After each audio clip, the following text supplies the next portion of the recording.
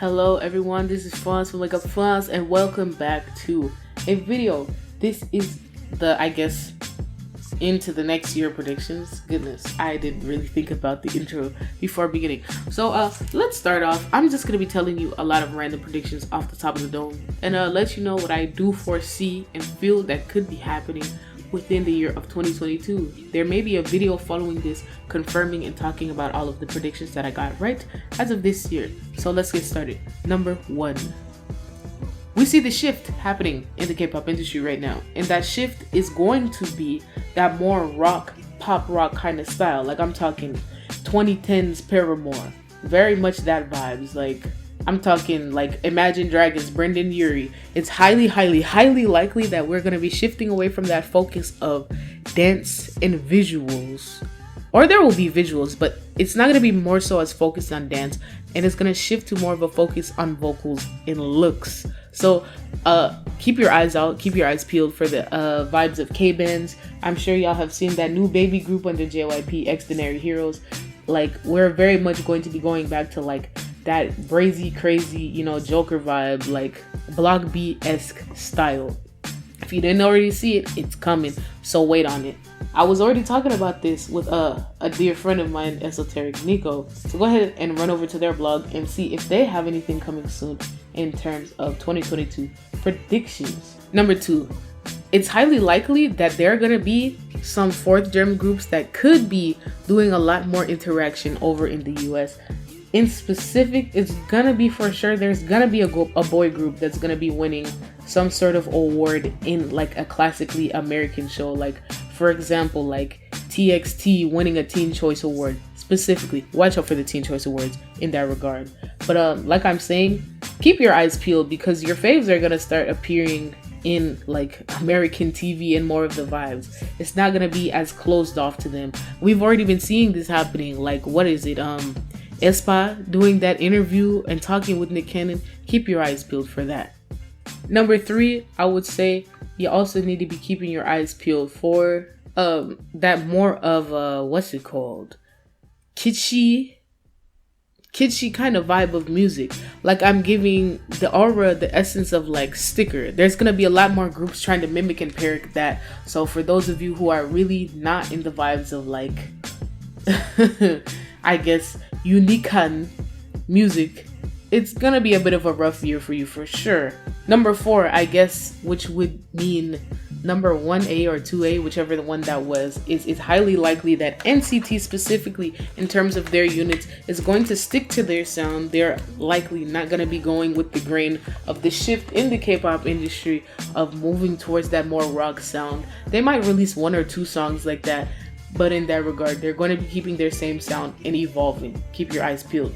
What is this one, like number 5 or 6? Good heavens. Anyway, we're going to be seeing the rise of a lot of groups that would be, I guess, quote unquote, considered mid-tier only because monetarily and growth-wise, they're not necessarily on the same echelon as groups under, or some groups under, like, the big 3, JYP, SM, blah, blah, blah.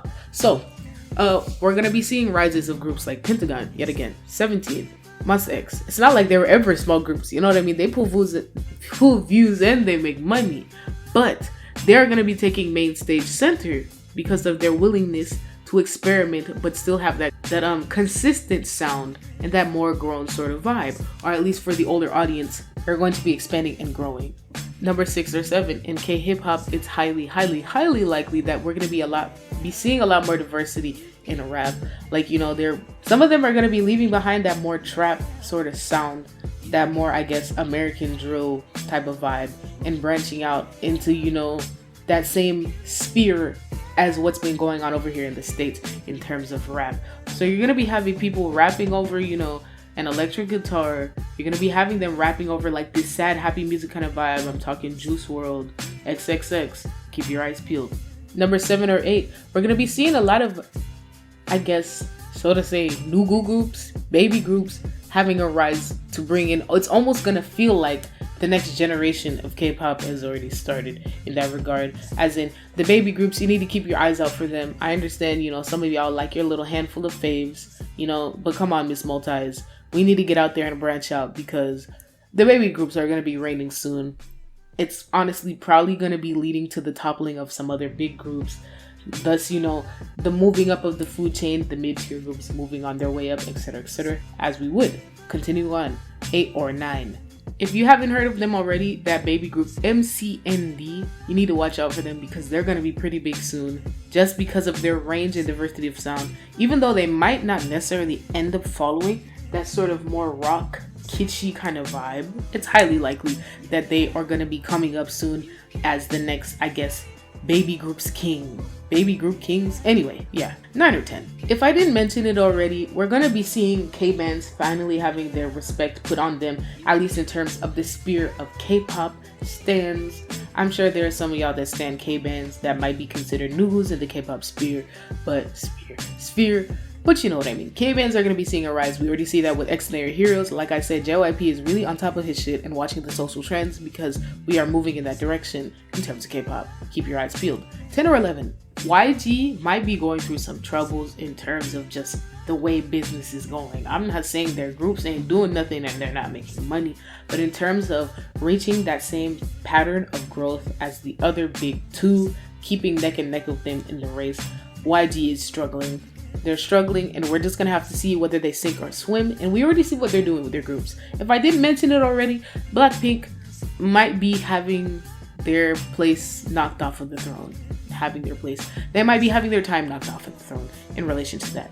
11 or 12. The nature of girl groups in 22 is likely going to be changing in terms of there's no more super sky high heels. These girls are going to be able to move and dance. It's not like your faves weren't ever able to, but I guess to give some context, we see how they were doing Blackpink. They've got dancers, they've got Miss Lisa, but like they've got her in these sky high, hamstring stretching ass shoes that she really can't move and do no backflips.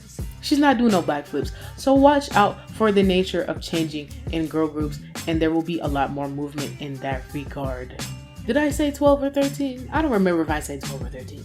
But anyway, we're gonna have to see because BTS's situation with the disbanding and listing is so dicey, it's so back and forth every day. It seems that in 22, there's not gonna be any sort of particularly reigning king or queen group or vibe or soloist kind of rushing forward to make it. We're gonna see what that vibe is about, but it more so feels like 22 is gonna be the year of transitions, even though it's gonna seem like whichever, I guess party or camp you're in is going to be racing to be number one. There's going to be a whole lot of diversity in that regard. So there's not going to be one solely unifying act. That's if BTS is not displaced. But aside from BTS, that's just the vibe that it's giving me. I don't know, what are we on, like 15? But anyway, so to be frank, last ending that I forgot to mention before the video is over is speaking of BTS, Big Hit is probably going to keep trying to consume the rest of the industry, but it also feels to me that it's highly likely that JYP is going to be matching that energy completely.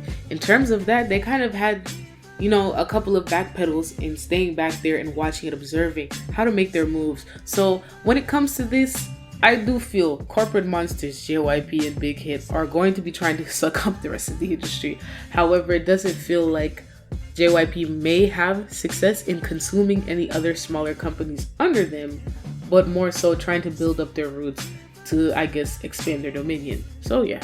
Other than that, I might make a part 2 to this if there are any other predictions that I can remember that I didn't mention in this video. So let me know what you think in the comments. Send me any requests for readings to do over on the blog, or yet again in the comments. Drop a like.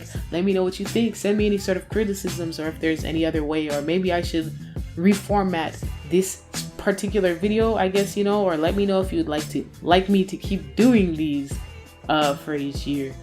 Other than that, that's on that. If you can't get down with it, get down. Don't get down with friends. Adios.